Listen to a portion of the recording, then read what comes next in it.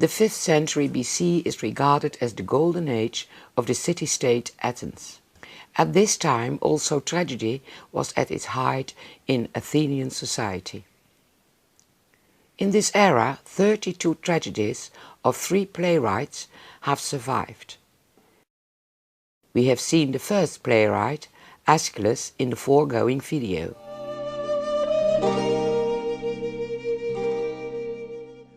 Sophocles, the second playwright, is credited with the introduction of a third speaking actor.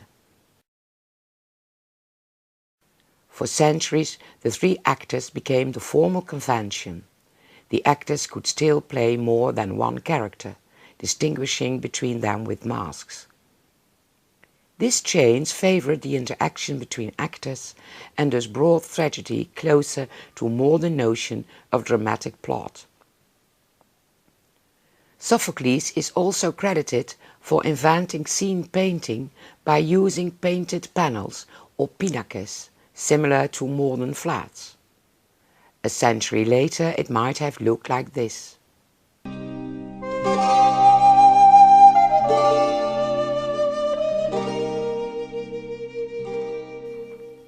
Sophocles is regarded as the most skillful of the 3 dramatists.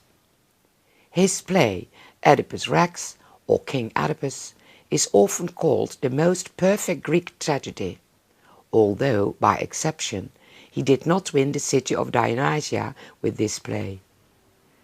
Compared to Aeschylus, Sophocles created more complex and psychologically well-motivated characters. We now see a famous scene of Oedipus Rex, in which Oedipus fully realizes that he killed his father and married his mother. Aristotle called this change from ignorance to knowledge anagnorisis. What more do you want to know? This man here was asking you about a child. Was it you who gave him that child? Was it? Yes, it was me. I wish I'd died that day. If you are that man, sir, the boy my friend took to Corinth, you were marked out for suffering from the day you were born.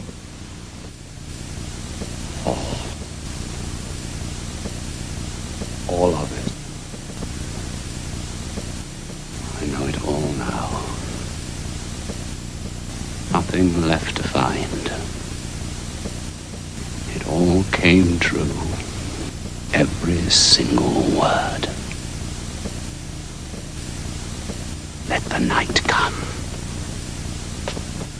Daylight has no mercy. It shows too much, too clearly. Yes. My parenthood, a crime. My marriage, a crime.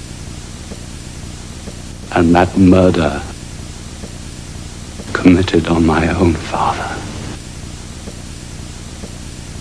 I see it all now.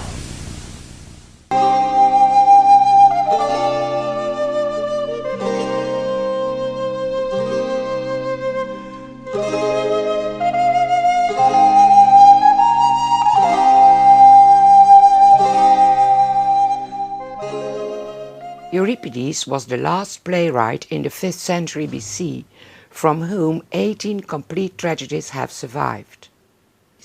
His plays foreshadow the ultimate form of drama as we know it today by employing a more naturalistic or human approach in contrast to the remote scale and the formalized conventions used by both other playwrights.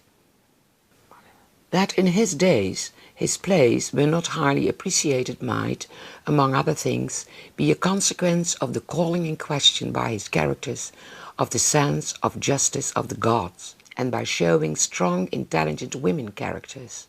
Here an example of a strong woman in perhaps his masterpiece, Medea, winning only the 3rd prize at the Dionysia. Medea, a foreign princess, is just now ordered into banishment by Creon, the king of Corinth.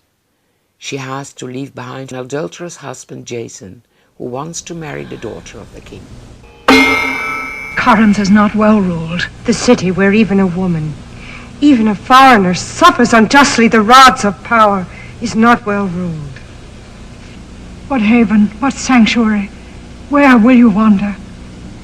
This man, this barking dog, this gulled fool, gods of my father's country, you sold me low on my knees before that great dog of Corinth, humble, holding my heart in my hands for a dog to bite.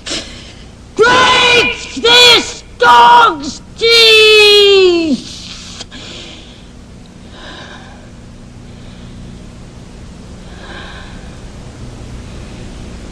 Women, it is a bitter thing to be a woman. A woman is weak for warfare. She must use cunning. Men boast their battles. I tell you this, and we know it. It is easier to stand in battle 3 times in the front line in the stabbing fury than to bear one child. The City of Dionysia festival was held each year in March and started with the announcement by the 3 selected playwrights of the subjects of their tragedy trilogies.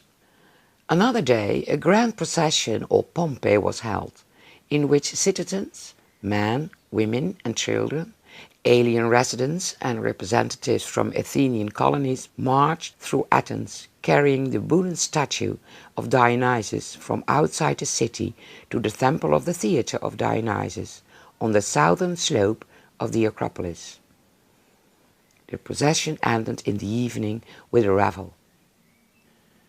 Dionysus was not only the god of wine, but also of fertility, the productivity of both human beings and the land. The phallus was a popular symbol of fertility in those days.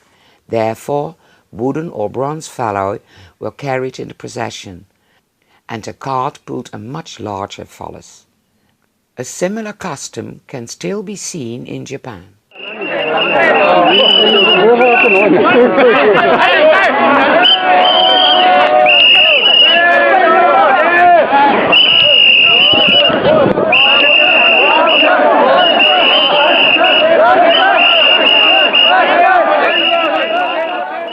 In 508 BC, a new contest was instituted at Dionysia. In order to stimulate loyalty within the newly formed Athenian tribes, a dithyramb contest between the choruses of the 10 tribes was held, separate from men and for boys.